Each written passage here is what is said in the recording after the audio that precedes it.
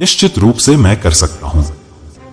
Theodore Roosevelt एक प्रसिद्ध अमेरिकी राष्ट्रपति थे जो अपने साहसी व्यक्तित्व और कर्मठता के लिए जाने जाते थे।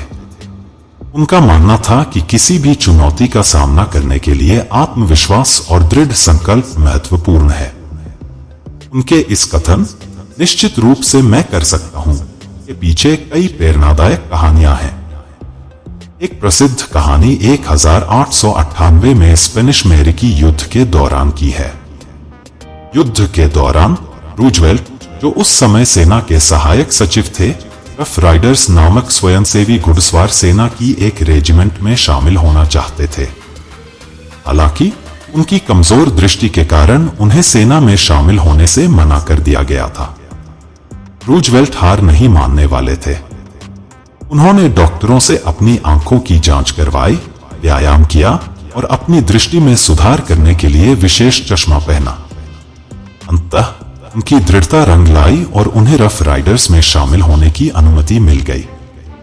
उन्होंने युद्ध में वीरता के साथ लड़ाई लड़ी और राष्ट्रीय नायक बन गए। एक और कहानी रूजवेल्ट के बचपन की है। वे एक कमजोर और बीमार बच्चे थे और डॉक्टरों ने उनके माता पिता को चेतावनी दी थी कि वे शायद ही कभी वयस्कता तक जीवित रह पाएंगे। लेकिन रूजवेल्ट हार नहीं मानने वाले थे।